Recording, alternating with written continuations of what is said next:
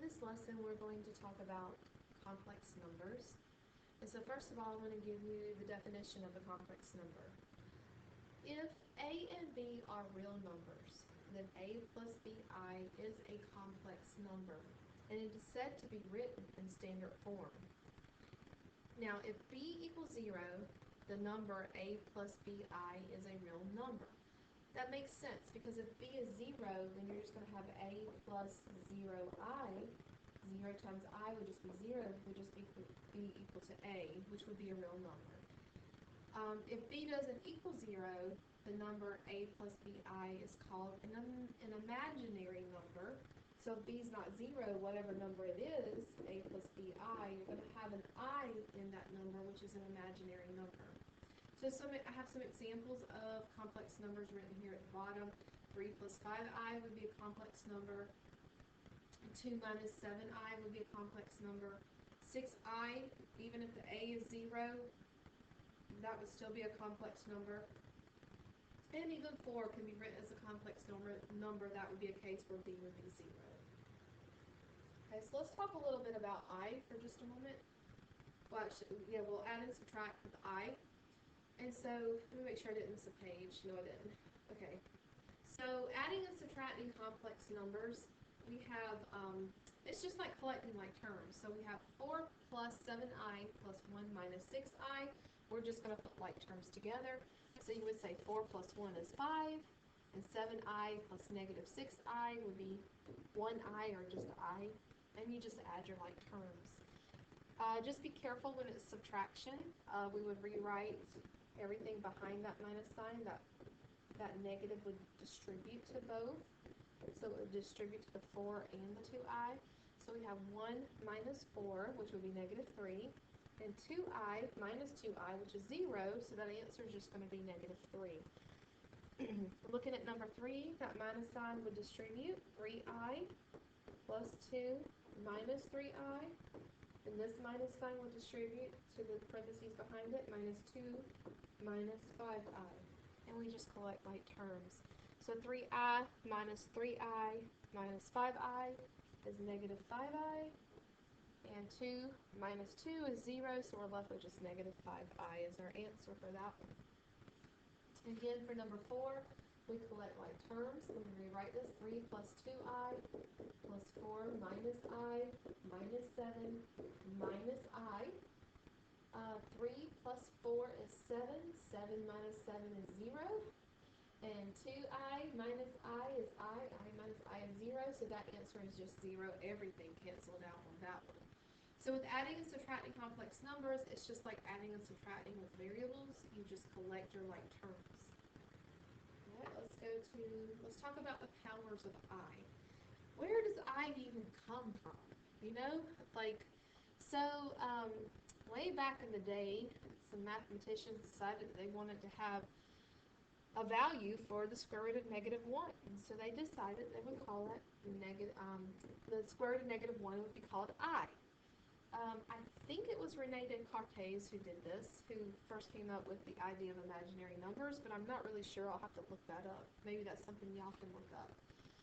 But let's talk about the different powers of I. So, if I square I, so we know the square root of negative 1 is I, but I squared would be like taking the square root of negative 1 and squaring it. Now, y'all, I know if you square a negative, you get a positive. But in this case, it really just lifts off the square root, so I squared is going to be negative 1. I know that sounds like it's against everything we've ever talked about or thought about. But you just need to know that I squared is negative 1. And now if we find I to the third power, that would be like saying I squared times I, wouldn't it? And we know I squared is negative 1. That would be negative 1 times I, which is negative I. So I to the third power is negative I. And then I to the fourth power would be, I would say that's like I squared times I squared. Do y'all agree? Which is negative 1 times negative 1, which gives us a positive 1. Okay? Now, if we go to I to the fifth power, that would be I to the fourth times I. I to the fourth is 1. That's 1 times I, which is just I. And we just start all over again. So I to the 6th would be the same thing as I squared, I to the 7th would be like I cubed, and so forth. The pattern just keeps repeating.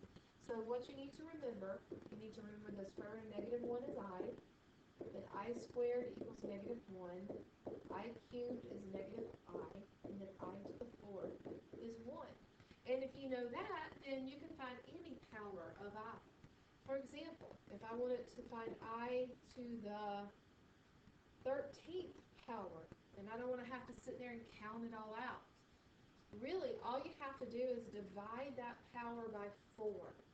So 4, because I to the 4th power is where it repeats right after that. So if you divide the power by 4, then that lets you know where in the pattern it falls. So 4 goes into 13 3 times, but with 1 left over. So it's the leftover part that you want to think about. So the 1 left over means this is going to be I to the 1st power, which is just I. Let's do another one. If I had I to the, let's say 26th power, 4 goes into 26, 6 times with 2 left over, then that would be the same as I squared, which is negative 4. Okay? If I said, what is I to the 100th power? 4 goes into 100 evenly. So since 4 divides evenly with nothing left over, that's the same as I to the 4th, which is just 1. So that's how you evaluate i's to different powers. You just need to make sure that you remember what I equals in all of these cases. Okay? So let's go to some more examples. Let's multiply complex numbers. Really, y'all, it's just like multiplying variables. So if we had number 5, we have 4 times negative 2 plus 3i.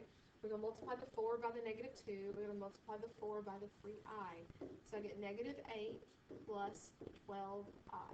There you have it. Y'all notice I draw my i's kind of italicized. I think I went a little overboard with that one. So that it doesn't look like a 1. You don't want your i's to look like a 1. You want to make sure you're able to distinguish them. Alright, so number 6, we'll FOIL these out. So 2 times 4, first times first is 8. Outside times outside gives me 6i. Inside times inside minus 4i. And last times last gives me minus 3i squared. Now, in this case, whenever you FOIL them out and you end up with an I squared, we know what that equals. So we can plug that in. So I got 8. 6i minus 4i is 2i. Minus 3 times negative 1, because I squared is negative 1, which is going to make that a plus 3 on the end, and 8 plus 3 is 11, so we have 11 plus 2i as our final answer here. Okay, so anytime that you end up with a higher power of I, make sure you go back and plug in whatever it is. Number 7, we have 3 plus 2i squared, which means we're going to have 3 plus 2i times 3 plus 2i. We're going to FOIL that out. First times first is 9. Outside times outside. Inside times inside. And last times last. Which we know that 4i squared is going to become minus 4 because the I squared is a negative 1. So we have 9 plus 12i minus 4. And which gives us 5 plus 12i is our answer. And that is multiplying with I. Okay? Let's talk about dividing. So conjugates of complex numbers. When you multiply a complex number by its conjugate, then guess what happens? The result is a real number. Now, I just said we were going to talk about division. So why did I bring up conjugates? Well, in order to divide by I, you actually have to use the conjugate. So anytime that you multiply by a conjugate, you get a real number. And the reason that happens is kind of think about this. That looks like the difference of 2 squares, doesn't it? If I multiply first times first, I get a squared. Outside times outside, I get minus abi. Inside times inside plus abi. And last times last gives me minus b squared I squared. What happens to the middle terms? Well, they cancel each other out. And then we have a squared, and then that I squared becomes negative 1, so that's minus b squared times negative 1. And negative 1 times negative b squared is a positive, so we get a squared plus b squared. And so when you multiply by a complex number by its conjugate, the I completely disappears. And so we're able to get a real number. And so that's helpful because that's what we have to do when we do our division problems. So let's look at that now. So when we divide by complex numbers, basically what you want to do is get rid of I in the denominator. It's kind of like when you rationalize, you don't want to square root the denominator, the same thing as with I. So you just multiply by the conjugate of the denominator. Now, if it's just I in the denominator, well, we know what happens when you multiply I times I. What do you get? You get I squared. So if I multiply this by I over I, then I end up with 8I over I squared. And we know I squared equals negative 1. So that's 8I over negative 1, which just gives us negative 8I. So in a case like that, where you just have I in the denominator, just multiply by I, and then you can get your answer. Even if it's got a number in front of it, like 5 over 2I, if I just multiply this by I over I end up with 5I over 2I squared. We know I squared is negative 1. So we have 5I over 2 times negative 1, which is 5I over negative 2. And usually we don't want to put the negative in the denominator, so that's negative 5I over 2 as our answer.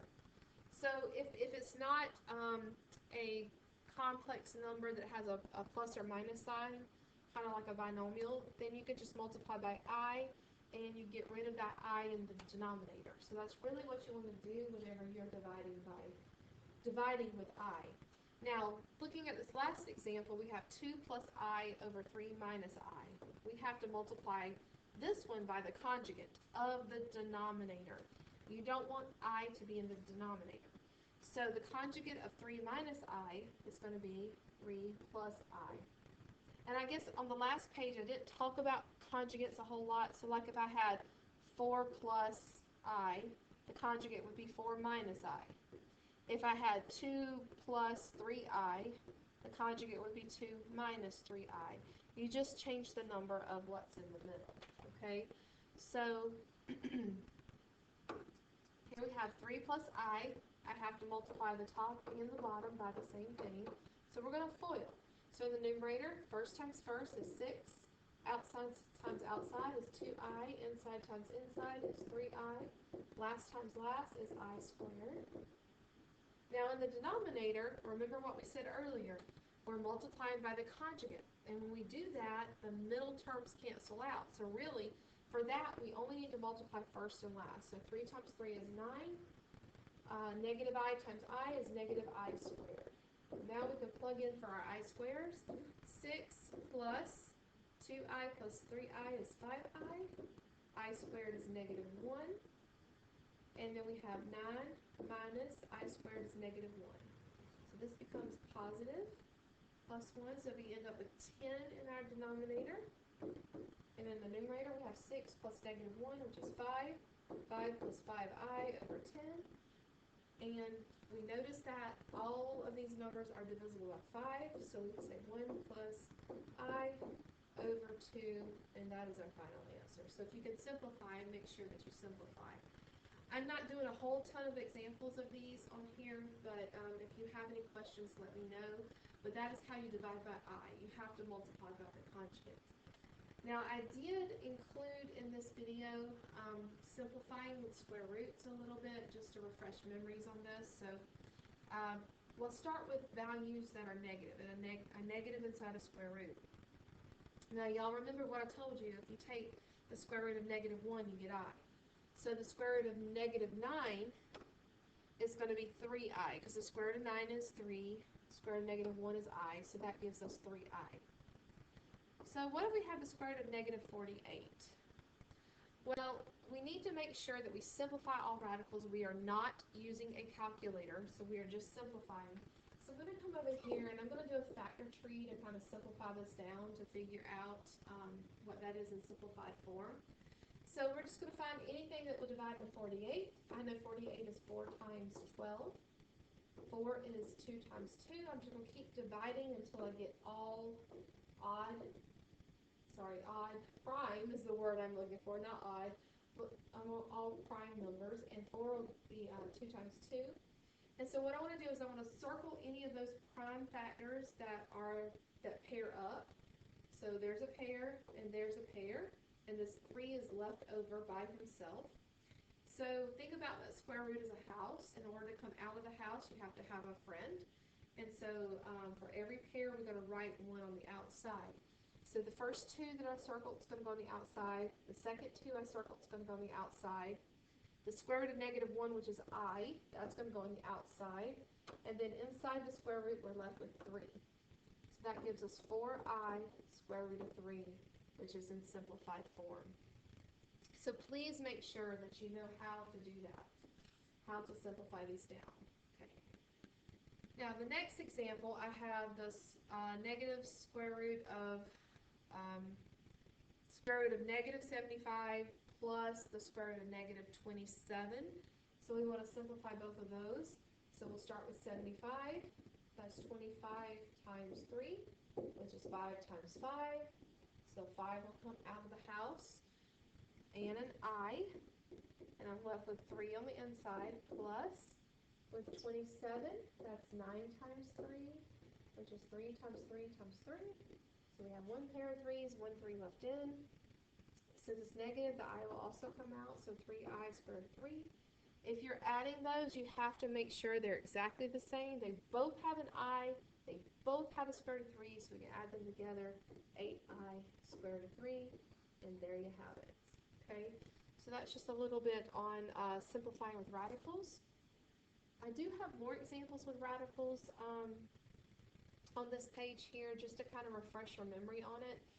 So if I am adding and subtracting with radicals, you have to make sure that you simplify. So always simplify first, then you can do your add and subtract.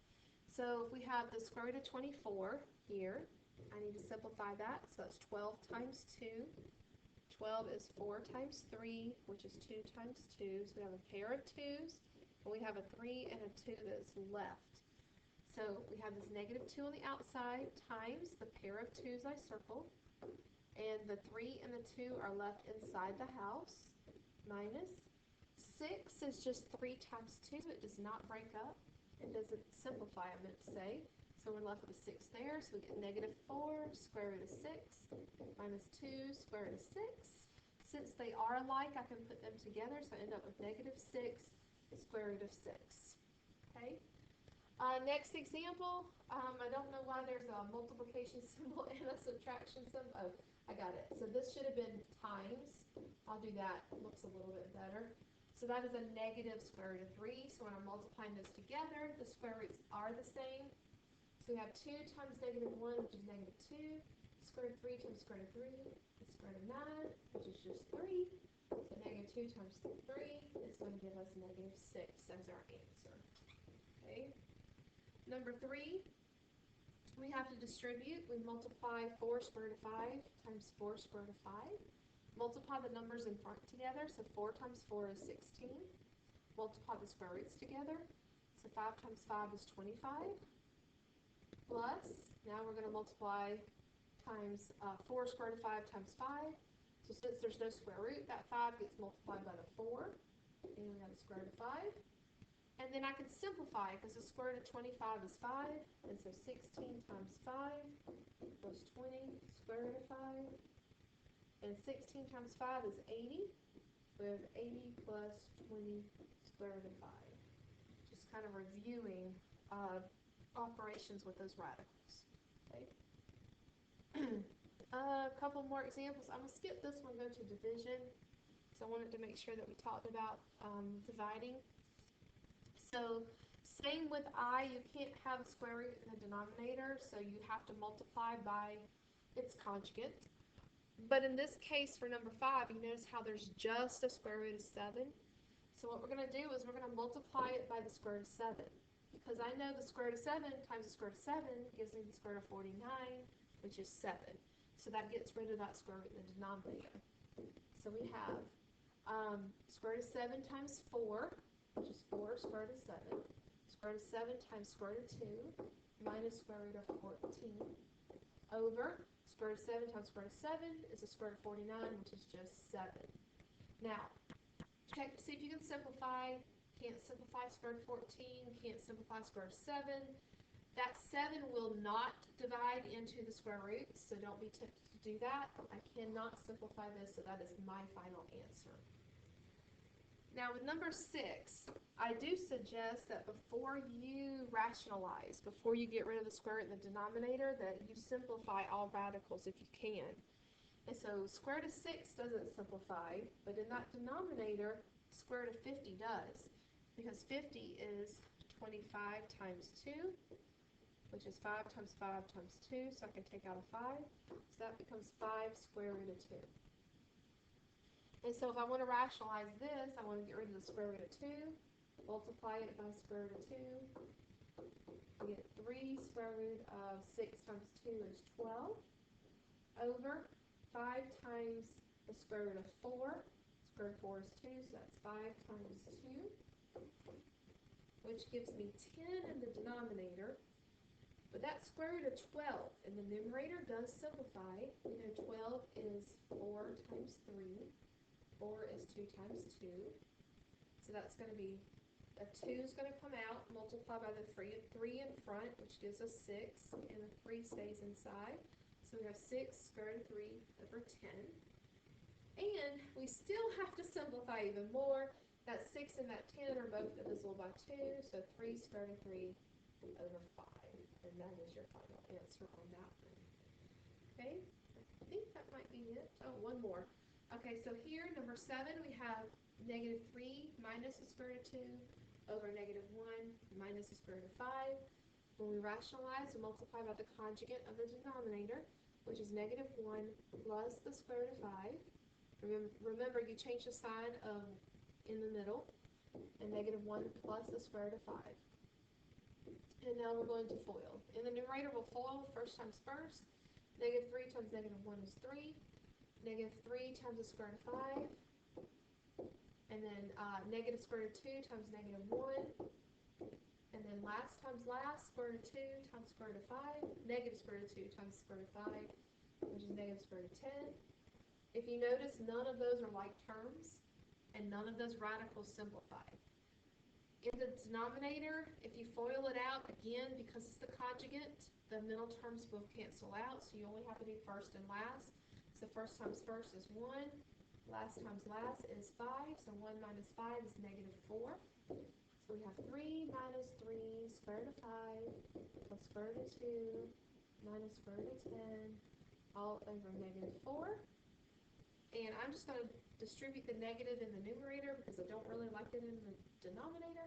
So we got negative 3 plus 3 square root of 5 minus square root of 2 plus square root of 10 all over 4. And that won't simplify anymore, so that is your final answer. I went through that rather quickly, but please let me know if you have any questions, and I'll see you later.